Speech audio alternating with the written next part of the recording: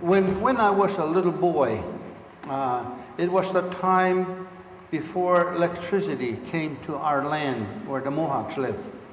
I was 10 years old when the first telephone pole and electric pole came on the Indian land. Prior to that, we all used kerosene lamps to light the night and wood stoves to heat the winter time. But that's not to say that there wasn't electricity around, but it just wasn't on the Indian land. It was in Messina, around the reservation. All the non-natives had electricity, and they had telephone, but not us. And at that time, our elder people, they didn't want electricity because they felt it was a threat to our way of life. And they were right. Actually, they were right. But progress won out, and eventually it came, and it changed everything drastically and radically. But I come from the era where I clearly remember how it was without electricity and how it was after we had it. So I can make a real distinction. And so I always consider myself one foot in the past of the way they lived, because I was living in it, and the other foot in the modern. That's what I thought I am. And so, because we didn't have electricity and we had no furnaces, just only a wood stove, and we didn't even have a modern wood stove. We had those regular wood stoves, and the modern wood stove wasn't invented yet. You know when I say modern wood stove? Those are those airtight wood stoves, where if you fill it up tonight, you don't have to put another wood in there till tomorrow. Whereas the old wood stoves that everybody had, you had to put it in there right now, fill it up, and in an hour and a half, you got to fill it up again. Another hour, you got to fill it up again. I mean, it burned wood like he was going out of style. That's what I mean, old-fashioned wood stove. And so, in order to conserve wood, because we didn't have chainsaws either. We didn't. Chainsaws is a relatively new invention, just came around a few decades ago. Probably about when I was a little boy, oh no, that's 4 decades ago or so, 5 decades ago. So no, it's quite a while ago actually. Here I am thinking I'm just a young guy yet. And so much time passed and I didn't know, didn't realize, because I've been having too much fun.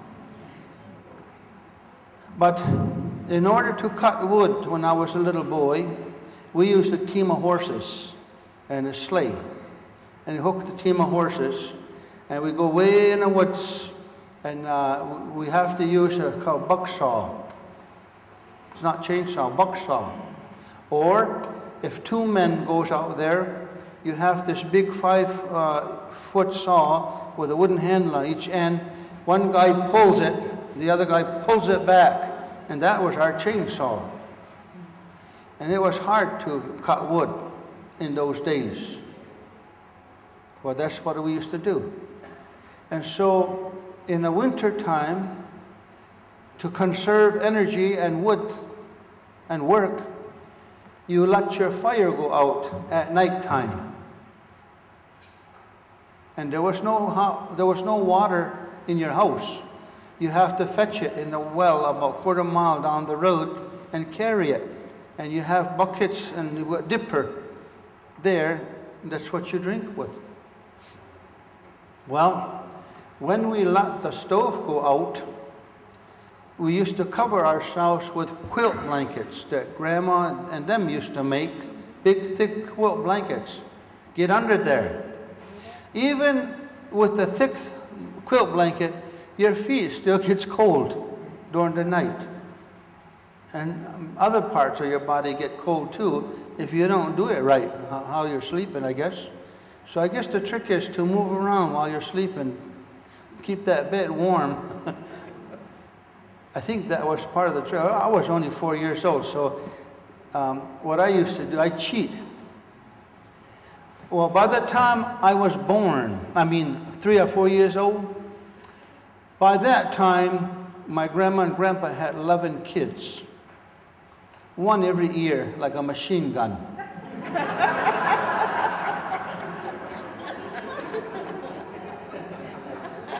And by the time I was 3 or 4, all those 11 kids is already grown up, see? And so by that time, I don't know if this is traditional amongst all the Haudenosaunee people, or it was just my house. But when I was 3 or 4, my grandpa doesn't sleep with my grandma anymore.